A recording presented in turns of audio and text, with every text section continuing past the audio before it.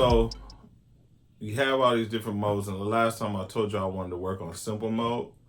But we have all these little things in here, man, and that can't be ignored. So I'm gonna start here. I'm gonna show you one thing that I left off with in the last one that I said, and I guess I need to show you.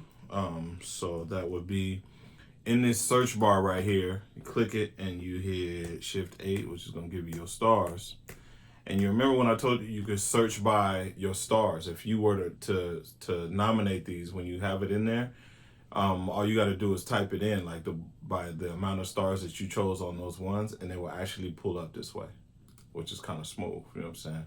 So that's for anybody that was wondering, about that little thing that I said. Let's see. Another thing I ignored on the top bar right here was this quality rating.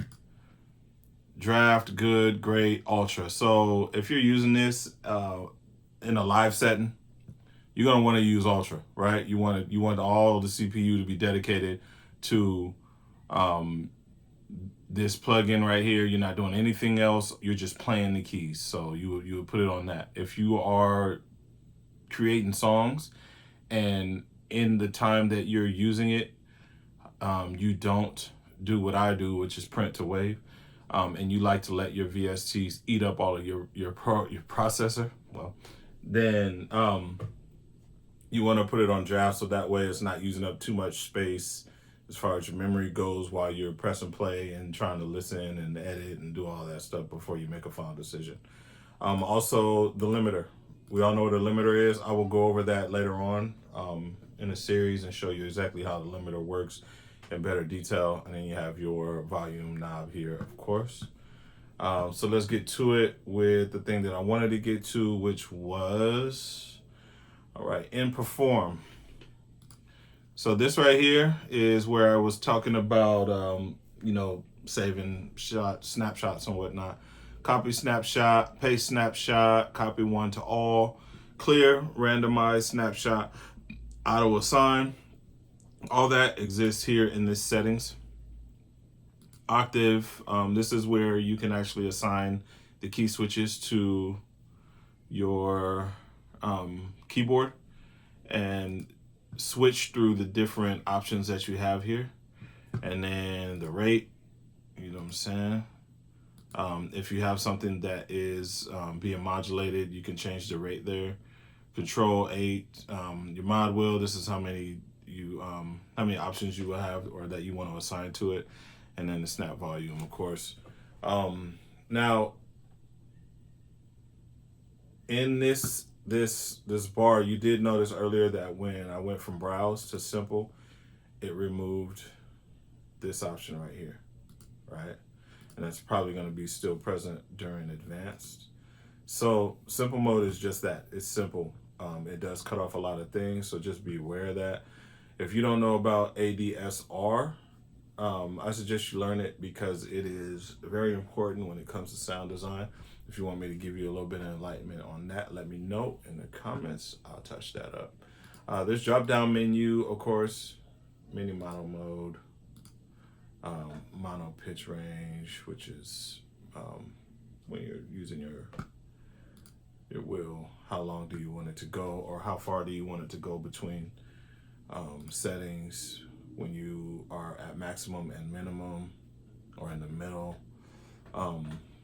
So let's go back here and bring it back to browse, and I'll start at the arpeggiator. All right, so we all know what the arpeggiator does. It also contains presets and snapshots that you can assign. You can have all of them activated. You can choose one. You can choose to have it synced. You can snap it to the rate, which is pretty smart to do unless you are a master at that thing and you want to set this up to go however you want it to go. You want it to be off beat, on beat. That's up to you completely. So now you got your mode. And when you switch, you can see which options you have.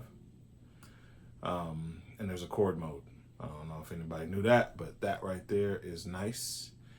because it plays your what would be done within that setting all at once, and it arpeggiates it.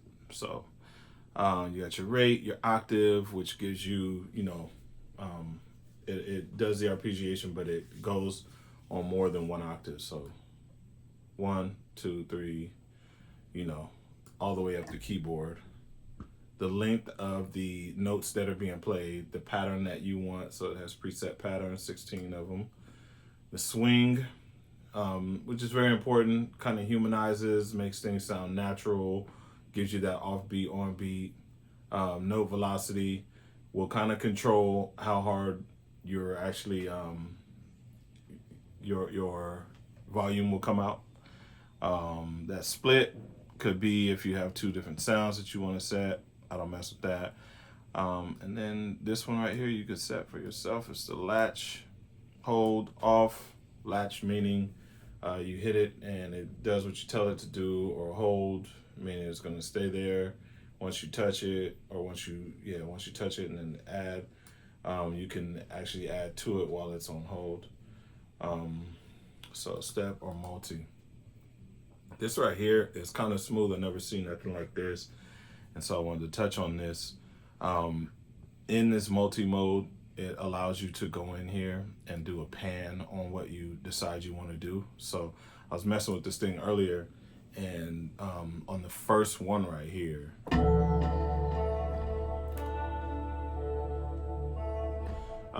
this first one, like if I were to go back here and I change this and I put it at pitch, and I have it set to go do whatever I'm doing on the arpeggiator, and then I come in here at multi and I'd say I want that pitch that I chose to be placed on the left, and then this one I want to be placed on the right. You get a lot of difference, and this one right here is activating it. You can tune it right here, because when you're doing the actual step, let me see if I can find it, because I kind of, right here. So velocity, right? And then tune, right? What I notice right here, okay, all of that. So I come in here, multi, and step on the third one. Okay, let me go into this right here. So let me see if I can find one that likes to be arpeggiated. Here.